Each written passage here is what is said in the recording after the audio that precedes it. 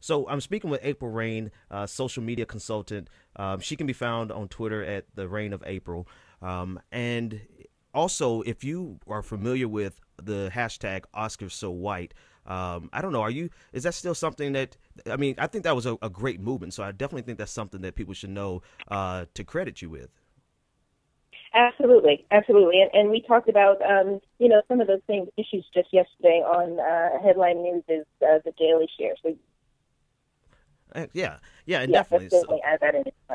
Okay, awesome. So she is the founder, the brains behind Creator. The creator. That's the word. Thank you. Of Oscar So White, that really trended and said a lot about some of the responses were so creative, and it said a lot about race relations in America. So I think that's definitely something to be noted. And actually, honestly, thank you for that, because I think it was definitely something needed. It brought an amount of the levity to the situation, and we really needed that. So I have April on the line, and she is going to she's just going to give some. We're going to listen to Anastasia Pittman, state senator from Oklahoma, and some of the things that she said. I don't want to load it up too much. I'm going to play it, and you just give your natural reaction to it, and we'll go from there. How about that? Sounds good. One of the things that I'm trying to do is lean forward and use this as a teaching moment. Not only did I want to forgive the young man, because we all have had youthful indiscretions, but what troubles me is when African-American people think that it's a show, when they think that we don't have to forgive people or move forward. And I don't see them in a collective manner asking that this chant be banned. I don't see them in a collective manner saying we need more money for HBCUs and we want African-American history to be included in all curriculum studies, not erased. We're not asking for anything. And so when you sit at the table in the reddest state in America, who takes pride in that, then yes, I have to go to work every day and speak truth to power. And in order for me to get those changes made in Oklahoma, we have to stand in the face of adversity. Mm-hmm. Yes, we have to chastise the young man, but this is just a conversation that's much larger than the young man. We have to talk about race relations in America. Mm-hmm. Right. But people don't want to correct it on an individual basis. They want to see us stand up and riot and set things on fire, and that's not how you get things accomplished, at least not in the state of Oklahoma. Okay. But what I don't see is African Americans demanding in each state that these fraternities be banned. They don't even know that the chant song was created after the post-war. The Confederates started that song. So did you ask him when you were meeting with him? Did you ask him where he learned the song from? No, we already knew. The University of Oklahoma did an investigation of 160 investigations, and they knew it came from the hierarchy of that fraternity, and that's why he disbanded from the campus. And if black folks want to see a change, then they need to shut up and vote. They need to get organized and go vote. You can't sit around in the corners of your house and be angry because someone used the N-word and you use it too. Somebody used the N-word, and you think it's okay to be in your music and your sports and everything else, but when someone else says it, you're offended. So instead of being offended, I wanted to embrace the young man who had the balls to come to me face to face and say, I'm sorry. I didn't know the true meaning of lynching. All I did was learn the song, and I'm sorry that I wasn't a leader and stood up and stopped it. Do you believe him? Do you believe him? Do you believe he really did not know what lynching was? No, I believe he was just singing the song. I believe it was a youthful indiscretion. And even if he knew what the word nigger was, he didn't know the true meaning of lynching. He didn't know that people hung from a tree, they were burned, they were tired, because he wasn't exposed to that. He's from Texas. He's not from Oklahoma. But when Chicago has more African-American males dying on the street every day and nobody's in an uproar about it, you call me. We can get something going. Okay. All right, so that is the bulk of her interview that she did with Mark Thompson yesterday. And for those who don't know, Senator Anastasia Pittman, was the woman in the interview on the press conference with Levi Pettit as he apologized. And quite a few people recoiled to the imagery, the aesthetics of how it was presented. So, April, what are your thoughts on that? Wow, there is so much to unpack there. The overarching theme, though, that I heard from Senator Pittman, State Senator Pittman, is that she is taking Black people to task for the racist act of Mr. Pettit. You know, I heard a lot of, this is not, Black people aren't doing this. Black people aren't standing up in each state. Black people need to shut up and vote. Black people use the N-word in our music. But where is she placing accountability and responsibility on Mr. Pettit? You know, the question was asked, well, do you know where the song came from? Yes, but, we already knew that. And he didn't know about lynching because he was from Texas. Well, there are there's a lot of lynchings in Texas, so that didn't make sense. Well, I don't want to say a lot, but there definitely has been. I used to live in the state of Texas, and we had issues when I was in college in Texas. We had some racial issues on campus. So it is not as if Texas is a bastion of racial sensitivity. That's just not true. I think all states have their issues. But to say he's from Texas, so he didn't know about lynching, it boggles my mind. So, it seems like she was derailing the conversation. She wanted to talk about Black-on-Black violence in Chicago when the story is Levi Pettit, a former SAE member who chanted racist things on the bus. And if I'm not mistaken, Mr. Pettit was the one standing up leading the chant. Exactly. So, even if, we saw the video. So he's a college student. So how can you say you don't know what the N-word means? How can you say you don't know what lynching means? You do know. Whether you want to take responsibility for your actions is something completely different. But let's be honest about the situation. Exactly. So what struck me the most about State Senator Pittman's comments was that if you listen to the song, and I don't want to play the song, I have it here, but if you listen to the song, he didn't use the word lynching. He said we would string them from a tree. So she tried to carve out this corner that he could escape from.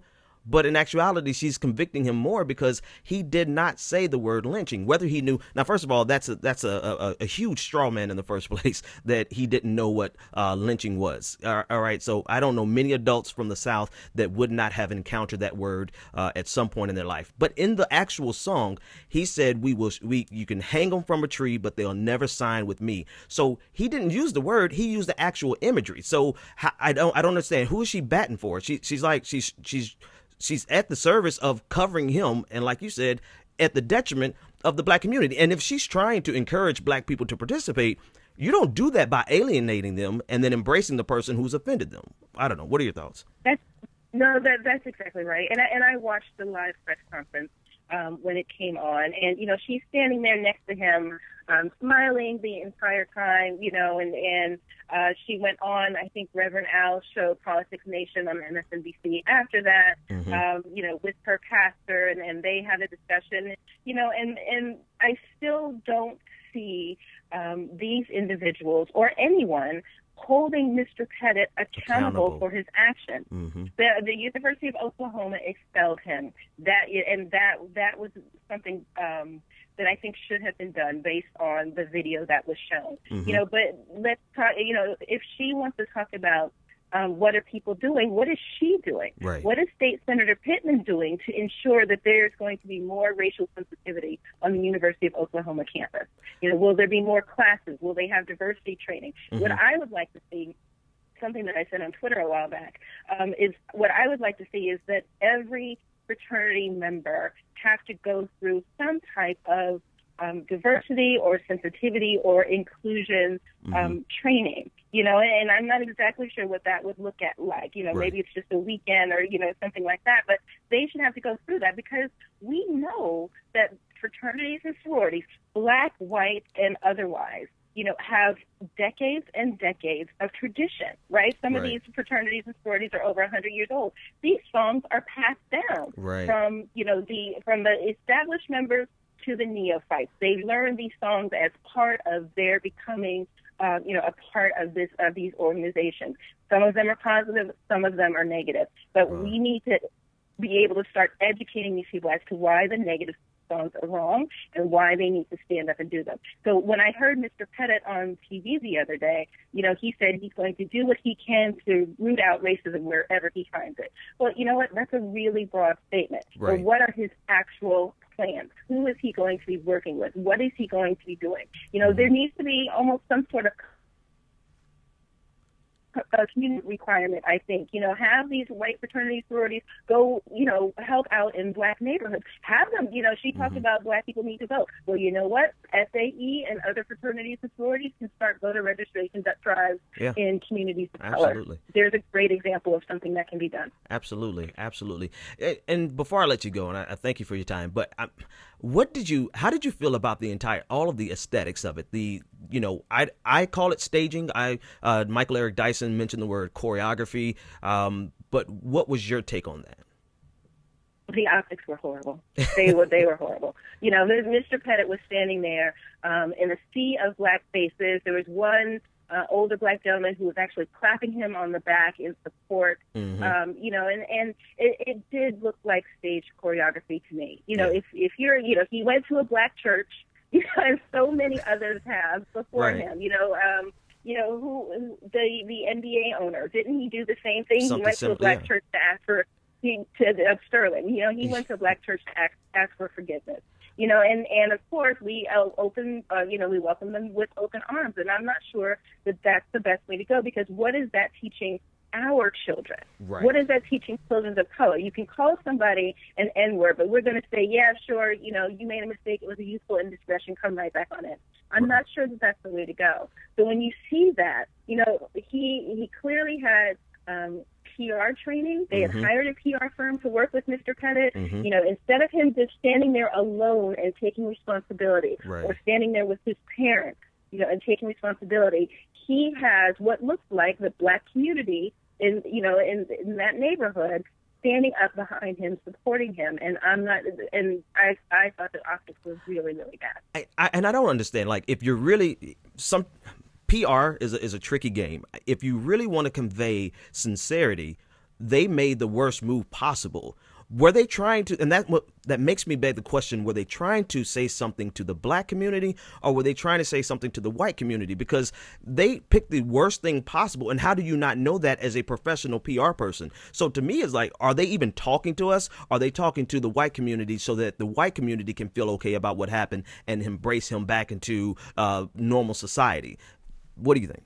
I don't think he's going to have any trouble getting back into normal society. Unfortunately, I think that he's going to be able to apply to another school and go and move on with his life. And he may, someone on Twitter the other day said, he's a future senator. Right. He may become a state senator or something, and all of this will be, forgive the phrasing, but it'll be whitewashed. Right. So I think that having the black people stand up there with him was a symbol to the black community. Yes, let's move on for this. Let's forgive Mr. Pettit. And I don't think that's the way to go. It's something similar to what Common said on The Daily Show with Jon Stewart recently. Let's extend a hand of love.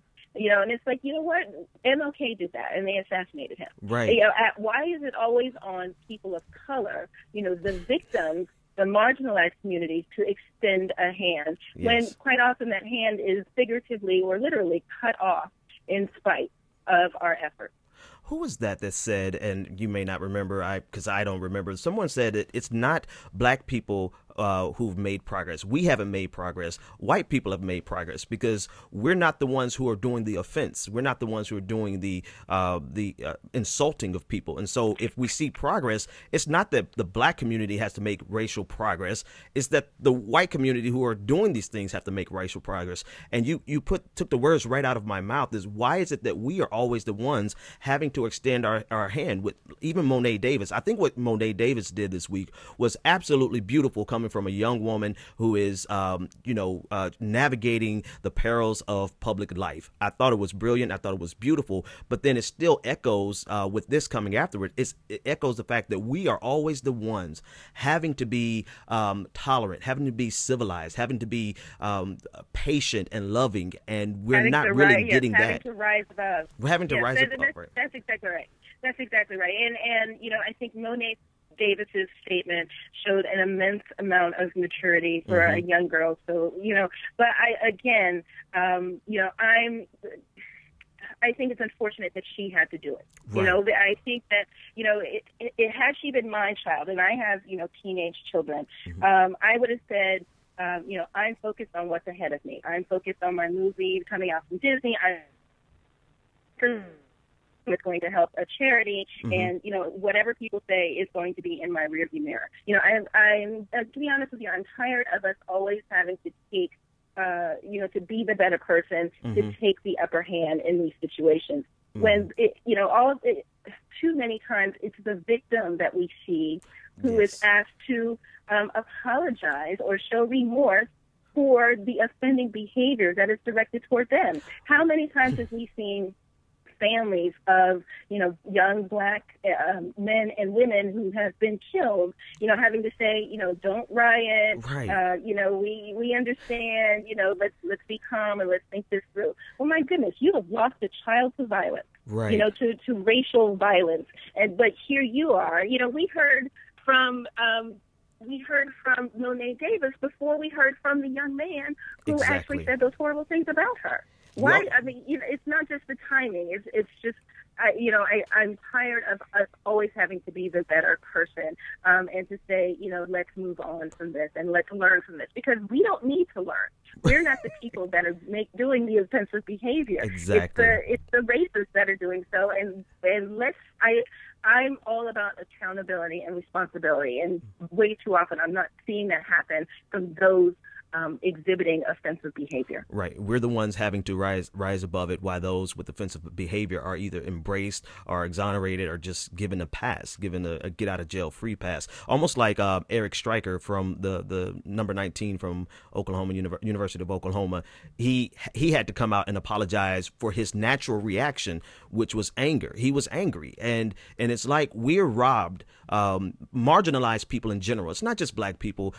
You can drill down even deeper. It's women are robbed, women of color specifically are robbed of their right to be angry about situations, when anger is a natural reaction, and what you do with that anger is something different. But we should not have to apologize for being upset and expressing our emotions when we have been violated. And so that, just something that really drives me crazy about this situation, about all these situations. So I don't know. Any final thoughts on that? And then I'll let you go. I absolutely agree with you. Once again, we heard Eric Stryker apologizing before we heard any of the people on the SAE bus apologize. Right. And that makes absolutely no sense. We should be able to, and, I don't want to fall into that angry black person trope, because we hear that way too often. Oh, why are you upset? Because you're killing us. Exactly. We have a right to be angry about things. Don't rob us of our right to be angry. I'm sorry, I'm pulling you down into this web, because this is one of the things I'm building a case on, in terms of an argument for, is that, when people from the right, and I hate to politicize it, but when they're angry, you can't tell them not to be angry. When they were angry over Obamacare, they were losing their minds. They were in town halls just getting outright indignant. And so when we express anger, it's like they want to rob us of the right to be angry. And I think the reason they want to rob us of the right to be angry is because anger is one of the few things that'll move you out of apathy. And so if they could always placate us and always have us calm, then we will more likely be apathetic. So that's just I don't know if it's a conspiracy theory, but it's definitely something that I've been toiling with in my mind. So, April. No, I absolutely, I understand, and it's dehumanizing. Yeah. That's what it is. It is robbing us of our natural emotions that we have as human beings, and that's the thing that I think we need to take with us. You know, that saying that we can't be angry, that we can't be upset, that we can't protest. Right.